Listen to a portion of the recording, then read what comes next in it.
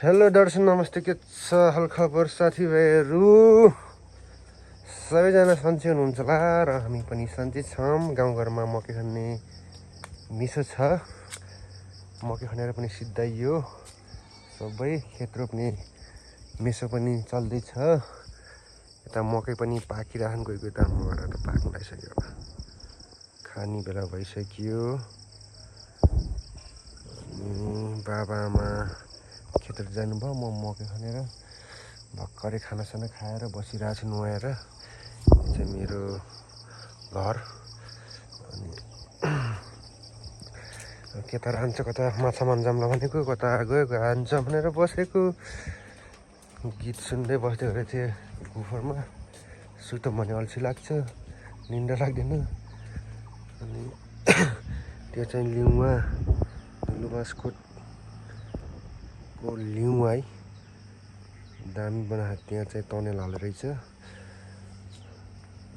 तर राम्रो छ ठाउँ चाहिँ लिउवा पनि। त्यो चाहिँ चित्रे ठुलै छैन। सो गाइज अब यस्तै हो।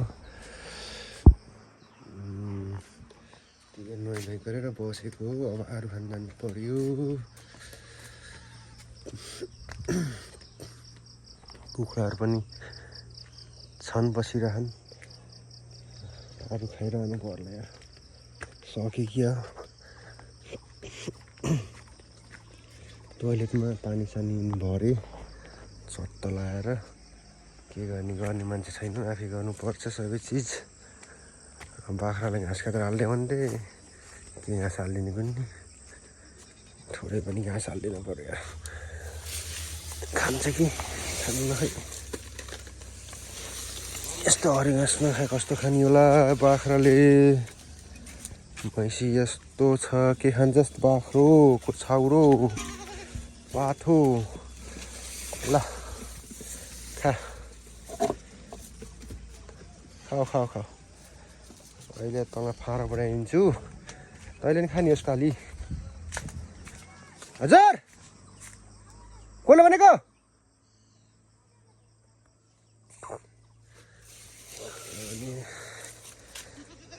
खा खा खा। ल भैँसीलाई पनि बस नारी मार्ला जस्तो गर्छ चाहिँ। ल खा, भलाइको त जमानै छैन। अब त्यही हो, खाला भनेर घाँस हालिदिएको त मार्न खोज्छ यार। अब यता माइला र धनी आएको रहेछ, जानु पर्यो, भित्र जानु पर्ला। काहीँ जाउँ।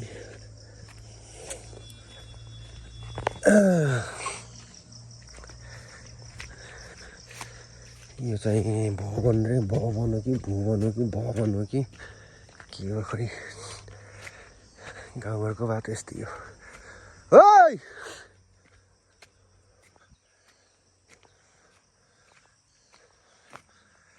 कसले स्कुटी लिएर आएको छ यार, अशोकको होला। सानसानो हामी यस्ता भलिबल खेलिन्थ्यो, सानोको याद आयो। लेले फाल भनेर ब्रुङ्गन। यो कसको स्कुटी हो? अशोकको होला। को आएर आरू खान आएको हो। तपाईँलाई अरू देखाउँछु है, तर सकिसकेको छ।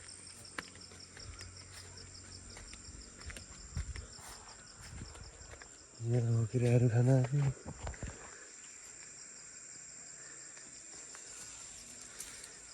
सब सिद्धायो कि हो, छन् डल्ले। तिम्रो बहिनीलाई साली भनौँला। थोरै छ।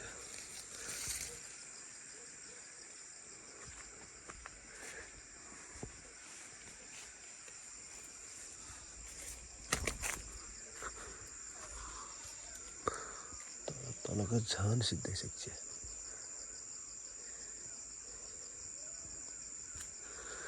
तिम्रो बहिनीलाई साली भनौँला।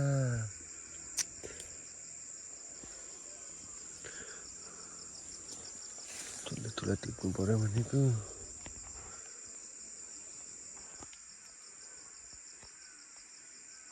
फाइनली आरू पनि टिपे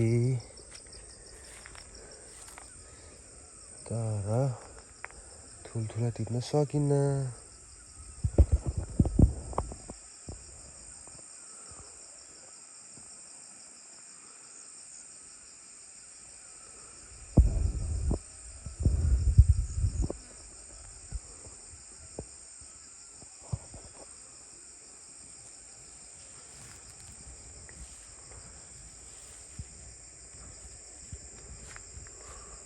लतरम्मै फलेको पनि त